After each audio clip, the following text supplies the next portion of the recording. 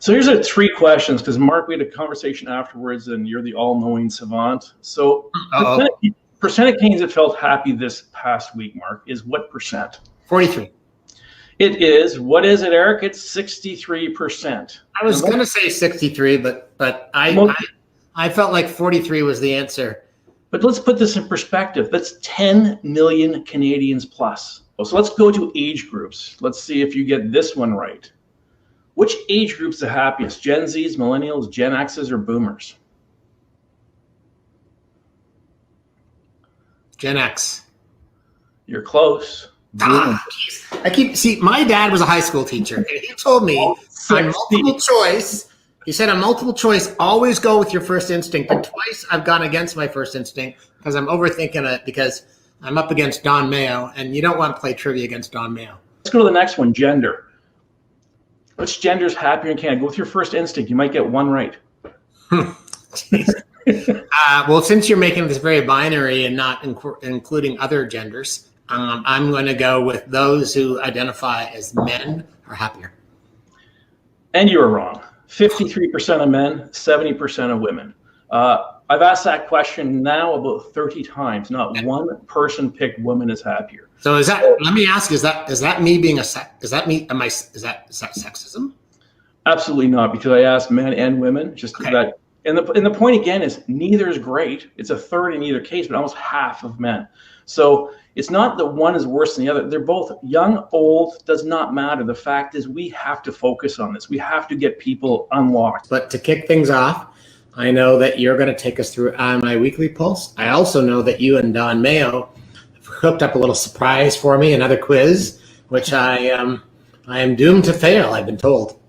Well, I don't know about that. Let's look on the positive side of things, okay? Week, my friend, over 3. You know.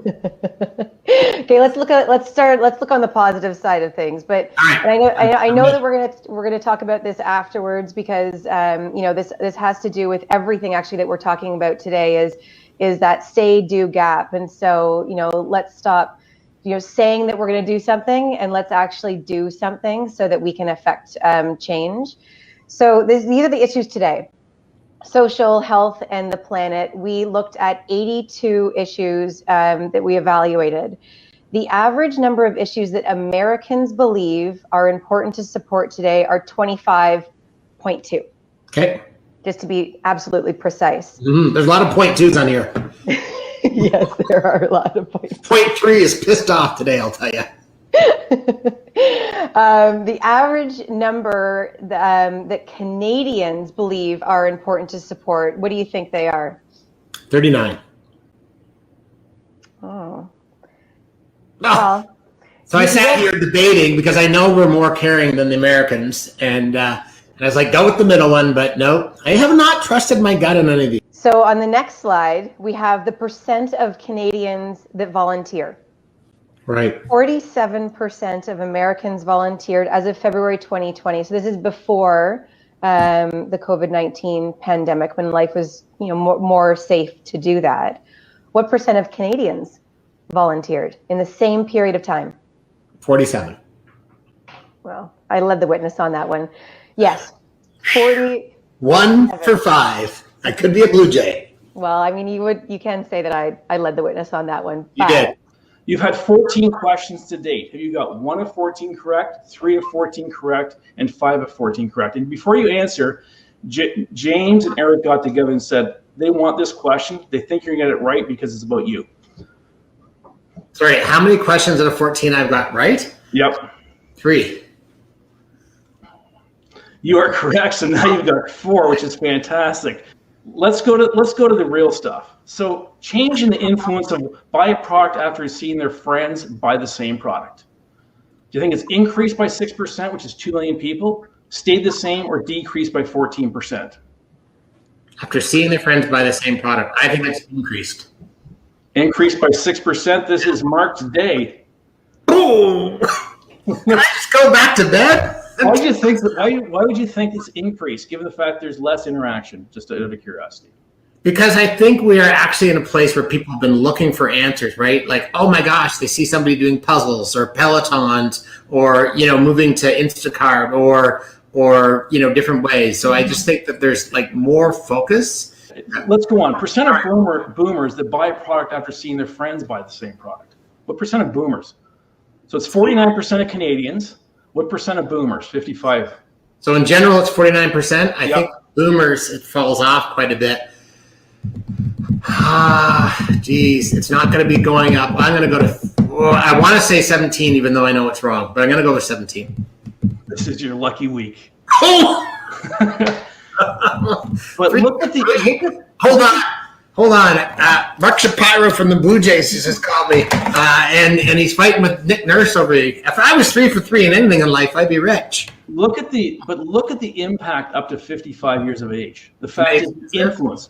Once you cross that chasm of into that 56 zone, very few things impact. But you can see 70% of Gen Zs, it matters. So these are personal recommendations. Percent of Gen Zs, 1324, purchased after a friend recommended. We know what it was with after they saw a person. How about after they recommended it? Okay, I actually think it decreased by 7. No, you don't. Yes, I do. You are correct. And when we look at this, it's a decrease across the board. There's a lot of talk there. Just because you're the one who advocates and recommends doesn't mean the other side's listening. Percent of millennials purchase after reading a consumer ratings. So these are people they don't know, but increased by 9, stayed the same, or decreased by -4. Millennials. I'm going to go A, increased by 9. Oh! Buy a lottery ticket, Harrison. Maybe you're in lot. I have not seen this deck, for the record. No, we do not allow him to see this deck. Yeah. But again, congrats, excellent work. Your average is now above average. Well, here's the real problem. If you now re-quiz me on what my numbers are, I think I'd actually screw up, because it'd be like out of the 18 questions, I guess I'm now at 8. Now, I presented, I think, 13 times at one of your conferences, or 13 years, and I presented this almost every year, and I truly believe you don't listen to anyone. So percent of the world that engage sports, is it 83%, 72%, or 60%? Wow, you're right. You made it easy for me, yet you made it harder. So let's be super clear about one thing. There's one piece of research all of our viewers should remember, that every year at the end of Sponsorship X, we do our post-speaker survey. Who finishes number 2? Who finishes number 1? So, number 1, thank you for your question. I'm going to go with 83%. 6 for 6 if you take last week. Let's go to the next one, Eric. Question 2, people 13 plus engage how many sports? 3, 6, or 19 on average? So are they fans of the NFL, or are they fans of multiple sports? Are they a fan of every sport? This one always screws me up. So I'm going to go 19. You are correct. No one is a Toronto Maple Leaf fan, or very few people. They are hockey fans and they are football fans. No one's a Man U fan. They are the fan of footballs. Largest engagement globally. So this is, with Sports Pro, we did the 50 most marketable properties through Sponsor Pulse, ranked 18 countries, 4.2 billion people. What's the largest of these 3? It's not the largest in the world, but of these 3, what's the largest engagement globally? The NFL, Premier League Soccer out of England, or the NBA? Premier League. NBA is number 3, the NFL number 19. What's number 1? We'll get to that. Largest engagement globally. So we see NBA number 1. Is it Liverpool Football Club, the LA Lakers, or Wimbledon Tennis? Of these 3, what's the largest? Now I'm in trouble, because I would have gone Liverpool, but I got the last one wrong, so I'll have to go Lakers to be consistent. Oh, you're killing me here. Now I'm 2 for 2, but I feel good about myself. Largest engagement globally. Is it Man U, the Premier League, or Real Madrid? I'm going to go Real Madrid. And you are correct, sir. Number 4 globally. We went over there and worked with them. They thought they had around 600 million people across the globe engaged. The real number is 1.8 billion. number one question for you is number of Canadians have purchased in the past 12 months because the brand had a purpose I relate to. So not only had a purpose, it had a purpose I relate to. Is it 14 million, 8 million, or 4.5 million? A, 14 million. You are correct, sir. And the reality there is we're missing out on about half the population. 46% have in the past 12 months. That's once. The brand had a purpose I relate to, and they bought it weekly or more frequently. Any brand. They could buy anything that has a purpose they relate to. 11, 8, or 4.5 million. Well, since I set myself up or set you up with my heckling there, I'm going to go with C. And you are correct, 2 for 2. So that only means that 24.5 million people, 13 plus, do it once a year. And the point is that enough? So the fact is, a lot of people like to jump on bandwagons, like to feel good about it, like to wear it, like to be seen doing it. But do we actually have the commitment to actually move it forward? So percent, does it driven more by men or women? I'm going to say women, and I apologize if that's sexist, but that's my belief. And we are wrong. And again, the fact is, I don't think we should make assumptions when it comes to purpose and purposes people relate to, because there's so many different issues and factors out there. How about by age group? What do you think is the highest? Is it the Gen Zs, the millennials, the boomers? Eric, can we go to the next chart, please? Gen X's or Gen Zs, millennials, Gen X's, or boomers? Which has the highest participation? Buying because of purpose. I know it's not Gen Z because they don't have the do-re-mi yet. I know it's not boomers because they don't believe that it's the role of companies to get involved.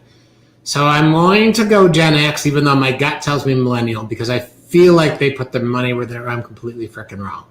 You are a 2 for 2, which is actually good for you. So let's go to the next one. So purpose-driven purchasing. On the left-hand side, the number one category of 240 was people that purchase fitness wearables, 73% by purpose-driven brands. Which of these categories is the highest link to purchasing due to purpose? Cigarette purchasers, cannabis purchasers, or vitamin purchasers? Don't overthink this, Mark. I'm going to go, I know I should say vitamin, but I'm going to go cannabis because I'm an investor in Trek, and Trek is a purpose-oriented cannabis company. And it's cigarette purchasers, 67%. What? Are they cat people or dog people? Which one? Which one's higher? I don't fucking care. I have one of each. You have no vote? I have no vote. You're going to abstain? Well, they have. I'm abstaining. It's just making me laugh. Cat people, dog people. Cat people. So what about cat people who smoke? They must be around 99%. They must be. So we're going to go through promotion and thinking about trying to get brands, properties, people to get off price only, and it's a lost art, it's a lost science. So we're just going to go through the facts. This is from April 2021, talking to over 40,000 people. Question 1, Mr. Harrison, percent of the world that purchases or act due to a promotional contest outside of price? Due to a contest? Yep. 43%. You're close, 64%. Okay, for the record, it was 27 years ago when I did my last contest. But a great thing, when you think about it, price is about in the 80% range. Promotions cost you a fraction. So bring it alive. Don't always resolve to price. There's other options, other things to do out there. Let's go to the next one. Very embarrassed I got that wrong. Very embarrassed. This is a tough one. Open-ended question. 20,000 programs we've measured in 40 countries. Program that has driven the highest purchase. Any program, you know it. The most successful promotion of all time. Oh, no. Of all time? All time. Share a Coke? It would be... Roll the frickin' rim, of course. Yeah, like just put it in my nose here. 44% of Canadians go out of their way to purchase, to participate in the Roll Up the Rim to Win campaign. It destroys programs anywhere. To drive purchase or make people act, what's the most important driver? The number of prizes, the quantity, the odds of winning, the quality or desire of the prizing, or the method of playing? I'm torn between 2 and 3, but I remember the first day I met you, I think you said something like cars, trips, and cash, so I'm going to go with number 3. And number 3 is correct. No one wants to win 1 million pieces of shit. If the odds are 1 in 1, it does not matter. If somebody wants to win 1 million pieces of shit, you and I have about 500,000 each. We'll just give it to them. Here's a one. Which program delivers the greatest purchase intent? Option 1, free trip to Australia. Option 2, win a trip to the Australian Open. Or option 3, win a trip to the F1 race in Australia. As much as I love events, I'm going to go with option 1, straightforward, win a free trip to Australia. Smart man. 32% versus 21. You decrease the impact by 30% by making people go to the Australian Open or making people go to the F1. The fact is, let people choose what they want to do. The smarter we think we are, the more niche it becomes. Which method of entry delivers the greatest purchase intent among Gen Zs, 13-24? Promotion through TikTok, promotion online entry, promotion through Facebook, or instant win? Instant win. And your promotional routes make sense. The fact that we think online entry is instant, it's not. You have to buy a product, find a code, and enter. That's actually 3 steps. Instant win means I buy a cup and I roll it up. Who do Canadians follow most on social media? Celebrities, brands, or athletes? Celebrities. You are incorrect. Brands. 14 million. People love it. They search it out. There's been an excitement. Since we started tracking severely in February 2020, and there's been a significant growth in people wanting to follow brands on social. Who do Gen Zs follow most on social media? 50-50, celebrities or brands? Well, now I'm jinxed, so I'm going to go brands. It's equal. So you're right. So you're 1-1 right now. The point is, all celebrities, Gen Zs, about influencers, whatever they may be, fashion, travel, whatever. But the fact is, Gen Zs care about brands because Gen Zs care about who they are, what they associate with, what they do. Who do foreign-born Canadians follow most on social media? Celebrities or brands? Well, since I am right now, I think I have 25% of this because I have 0.5 out of 2. I'm going to go with celebrities. And it's brands. And again, the point is, are we talking in the languages that they understand? And a lot of them speak English, obviously. But the fact is, there are those nuances. How does your brand come alive? How does your brand come alive in the languages and where people are searching is crucial. Everything here is about celebrity is a subpart. It's the brand that's the champion so far. Which recommendation has the greatest influence on purchase? Reco from your friend, reco from your kid among parents with kids, or reco from your family? Reco from a friend. Correct, because remember, you said at the start, the fact is more people follow friends than they do family. And the point there is friends influence far greater because they're like-type people. What drives the greatest purchase? Trusted brand name, seeing my friends buy the product, or after researching a product on social? I'm still trying to get over your last comment, being an adopted person. And I have the greatest parents in the world. So thank you for coming to the used children lot way back in 1965. I'm going to go with number 3, researching a product on social. We were just talking about brand. I gave it away. It's brand, brand, brand, trusted brand name. How do you build trust in your brand? Look what's going on with Man U right now. The point is, it's the brand. The other side is subcomponents. Let's go to the next one. What drives the greatest purchase among Gen Zs? Brand name, friends buy the product, or researching a product on social? You know, if I get this wrong, my entire agency is going to want me to stop showing up in public. Because we're supposed to be in the integrated brand engagement business. But I'm going to go with number 3, after researching product on social, even though you're going to yell, I just told you it's brand. I've told you 5 times it's brand. And this is the problem I think clients have with agencies, is they don't listen. It's brand, brand, brand. Put your brand first. Your brand matters more than all the shit. I just think you're trying to trick me. Don't leave your digital programmatic to someone to produce 4,000 different snippets to see which one's the best. Your brand's more important than that. First question, there's 1.78 billion vaccines given out. That's 23 per 100. That's in the global number there you see. The US has given out 87 doses per 100. What's Canada? 58 per 100, 88 per 100, or 105 per 100? Doses per people? Yeah, so 58 doses per 100 people. Like what percent? And you're asking me this. Yeah, the higher the better. Well, I'm going to go with, but we could have some seconds. So let's go with 105. 58. What? Remember, CTV and CNN said they're surpassing the US. How is that possible? Because if we haven't learned before, politicians and the news lie. I'm not trying to be Donald Trump here, but don't believe the news. They're trying to sell papers. They're trying to get you to watch. They're full of shit. How many different passions do Canadians have beyond their families, which is their main priority? Passions, excited, engaged, 155, 461, or 633. This is fact-based, 41,000 Canadians talked to. How many different things are they passionate about? 633.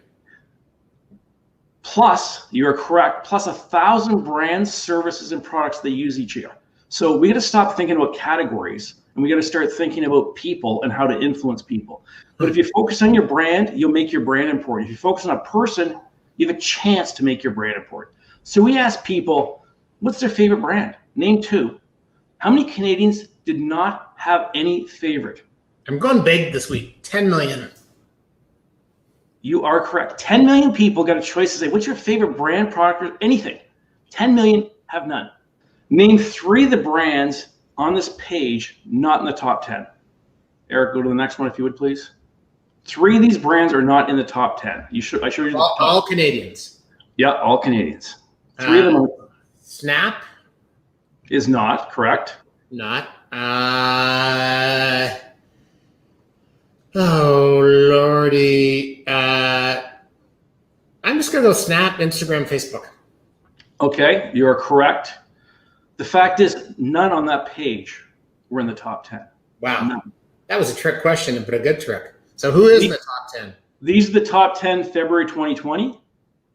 It's kind of amazing to me because, you know, I don't have a business interest in either Adidas or Nike, but that Adidas is just hung around and kept their brand relevant and cool. So which action would you consider doing if you can no longer work from home after the pandemic is over? So what percent thinks they'd change their jobs even if it made less money? 62% of Canadians. This was asked this week. 36% of Canadians or 8% of Canadians. This is Canadians. This is Canadians. Well, I heard a great thing at a conference the other week, and of course, being me, I've already stolen it, put the MH3 brand to it.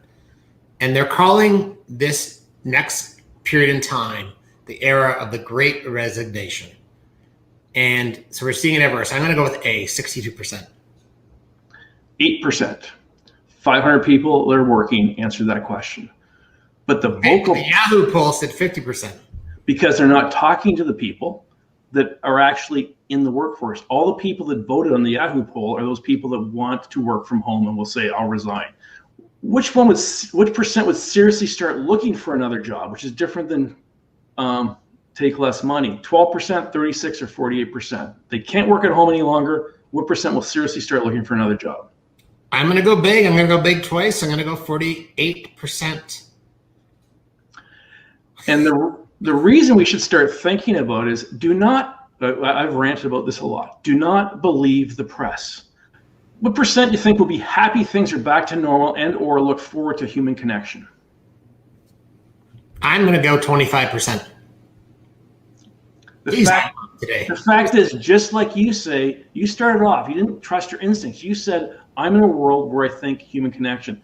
So let's go to the next one. By the way, you and I usually talk to the marketers of the world, the properties, but I hope you're calling up real estate firms today and selling this because this is gold. This was we pulled it off this morning, actually, Mike and I. So how about be happy to see my colleagues to make sales calls. Come on. How about the feeling of being happy to see my colleagues? What percent will be happy to see their colleagues? 62%, 36%, or 8%? Well, if it's not 62%, then the rest of the survey is flawed. What?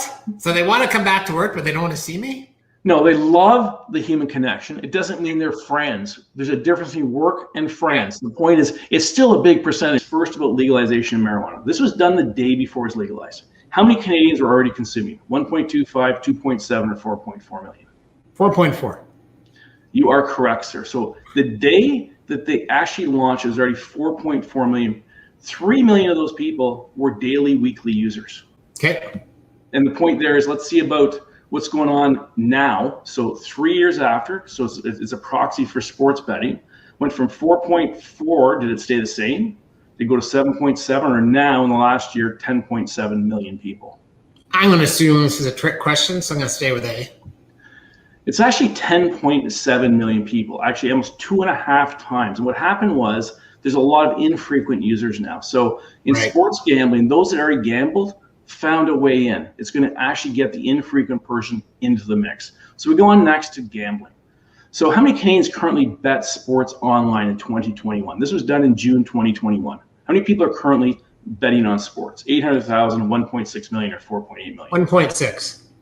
4.8, just a bit more, than marijuana usage. 400,000 of them weren't stoned. That's exactly. So it's just a bit bigger. So if you take that next 2.5, 3 years, are we going to go to 10.75 million there as well? Because ProLine's obviously available. So let's go further and look at how many people bet daily, weekly. Right now? Yeah, right now, as of today. 4.4 million. I'm going to guess 1.6. You are correct. So it's about the same ratio. It's actually higher weed usage than betting, but you already have a population of 2 million people. They are probably not going to do more sports betting. What sport is bet on most often currently in Canada? NFL, NHL, or esports? NFL. And NFL, as we know, is driven by, you're absolutely right, it's driven by gambling. 83% of those people engaged in the NFL bet on the NFL. Viewership in England for the semifinal match. A semifinal, was it 19 million, 23 million, or 26 million people? 26. You're absolutely correct. The single largest broadcast on a single channel that has been watched. It's as big as coronavirus, you're locked down, you cannot go out, and London 2012, which spent billions of dollars. So that is the passion of sports. So let's go to Canada now, comparing January 2020 to June 2021.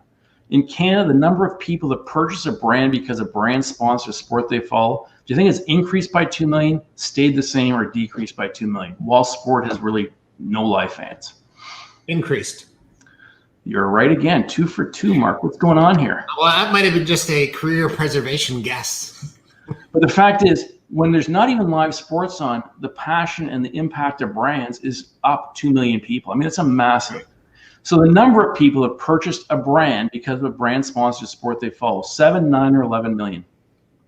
I'm going to go 9. And it's 11 million people of people 13 to 65 years of age have bought. So to say sponsorship was lapsed during the lockdowns or the fact it wasn't strong, the thing you got here is it's improving. It's 11 million people, and it's going up by over 20% since the lockdown. I mean, that's an amazing fact about the impact of what's going on. Amazing. Now let's compare that to Facebook. So Facebook, all Facebook advertising, Canadians that purchased a brand because they saw it advertised on Facebook, 7, 9, or 11 million people.